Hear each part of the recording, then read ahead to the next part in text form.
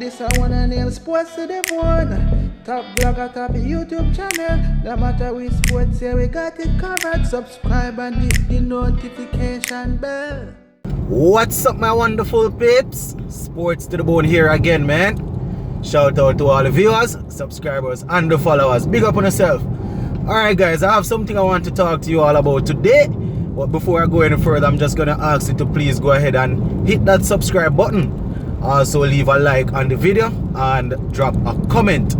Now, former West Indies pace bowler Michael Holding, you know, we all know how outspoken he is, and we all know that he's one of the better commentators going around these days. He had something pretty interesting to say, because we know that he's a real test cricket man, you know, a man that is of real tradition when it comes on to cricket. And the other day he was talking, you know, and he was just letting his voice be heard as in regards to this T20 thing. You know, because we all know that boy Michael Holding is not a very big fan of T20 cricket.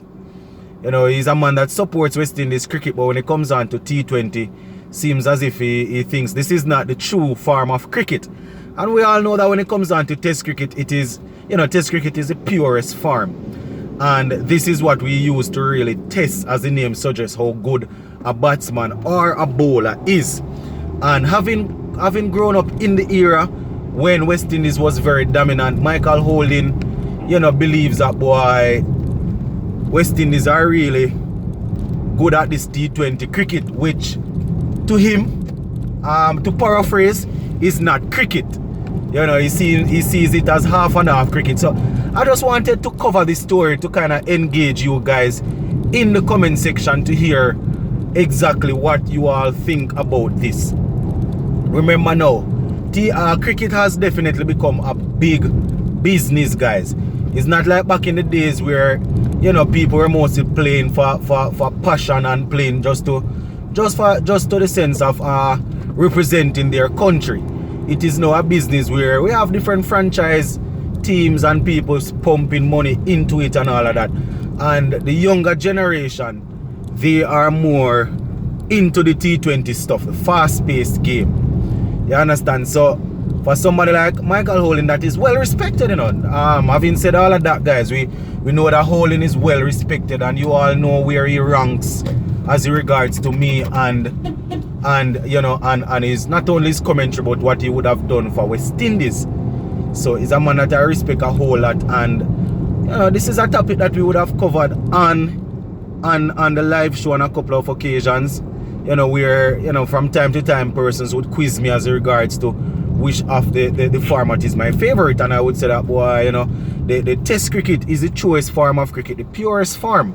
And I you know, when a batsman or a bowler is coming through, I think it is very important for them to be able to play at that level, which is called the highest level. But having said that, guys, I would be very hypocritical if I would say that I don't enjoy the T20, because it is a fast-paced game, and you know, it is what a lot of us youngsters are into now.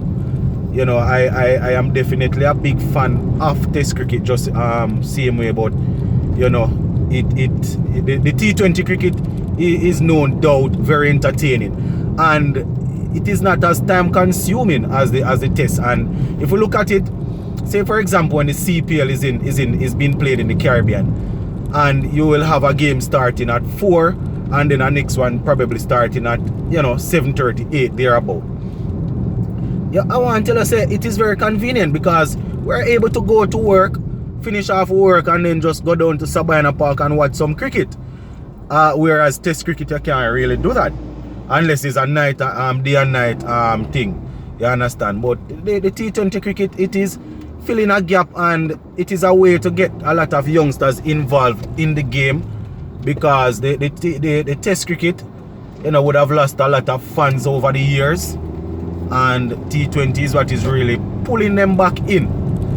And we have a couple of cricketers that are still, you know, people that you would call very popular cricket, very, you know, people that can sell the game, and they are into the test cricket same way. Because if you look at Virat Kohli, who is the captain of India, this is a man that is arguably one of the better batsmen that is going around now. You understand? In all three formats. We're talking about Test, ODI and T20, right? And he's saying that, you know, Test cricket is still his favorite game. That is what he's saying.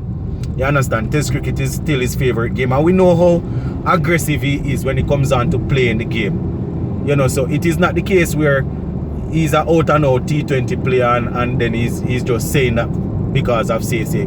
We all know that he's good at all three formats, and his records in the test, you know, stands very good. And a lot of persons are of the opinion that he will be able to break that Sachin record before he retire with the most centuries in test and ODI. I mean, he hasn't scored a century in a while, but you know, he's still there. But I can't really knock Michael Holding because he grew up around Test cricket, and West Indies was very dominant at that point in time when he was playing. You understand?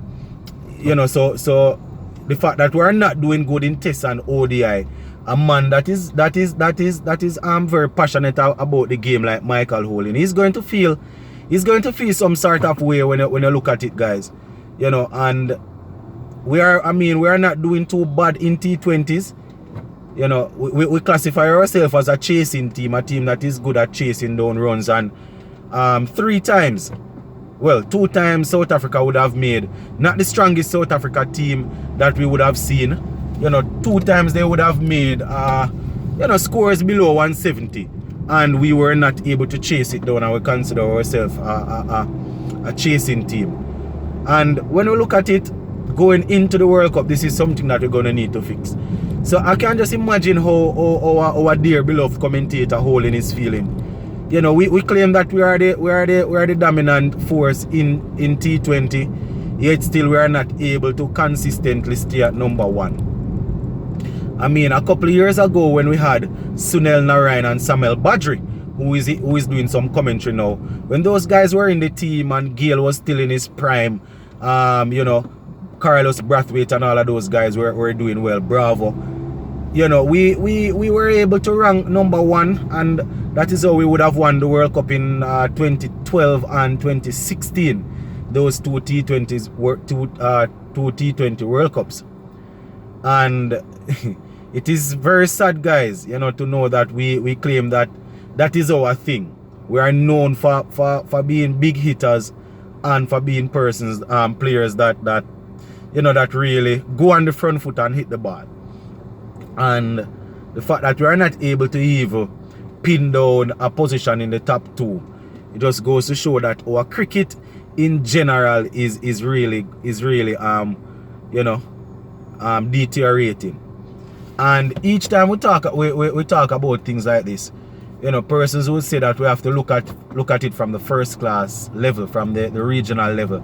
And that is indeed correct, yes, because if you don't have a solid regional structure, then we can't expect players to just come through and become world beaters at the international level. We would have looked at England and Australia and New Zealand over, you know, a lot of times, and we would have seen where a lot of their players, even though they are averaging high 40s, high 50s, sometimes it's very difficult for them to get into the national team. You know, we see Conway from New Zealand who made his debut the other day and made a double century. That is somebody that would have been on the circuit for years, playing a lot of first class cricket, playing a lot of different domestic games, you know, and wasn't able to burst through. And at 29, he got his opportunity, and you know, he's making use of it. You know, so somebody like a Mike Hussey who made his way into Australia team at a late age, you know, a lot of cricketers. So I doubt it makes sense we fast track the players without them being developed. You know, so we definitely need to look at the development of our players. But back to the issue at hand, guys, as it regards to Michael Holding. Now, as I said, we all know how dominant that West Indies team of the late 70s, 80s was. You know, we had in the 70s 75, 79 coming up there when we won those 2 first World Cups. We had Michael Holding, we had people like Roberts, Andy Roberts, we have Joel Garner, you know, we had Colin Croft coming into even the late into 2000, into the late 90s, early 2000, where we had Courtney Walsh and Curtly Ambrose. These guys were still doing good for us, you know, and that is sort of where the cricket sort of fell apart for us.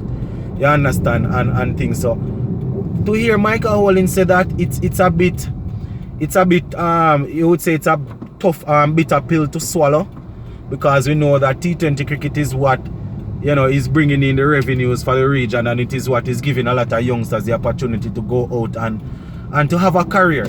But I can understand what he's saying though, and I am thinking that if we were comfortably placed at the test level and the ODI level, then I doubt our dear beloved commentator Holding would have an issue. But the fact that what he considers to be the purest form of cricket, we are not dominating in that, you know, I think that is where he's having an issue. But this is something that we definitely need to have a conversation on, guys. So I am hoping that the next time when we have a live, we will be able to go down into this and have a nice discussion as regards to whether or not T20 cricket is taking over from Test cricket, and, you know, whether or not our players are still interested in playing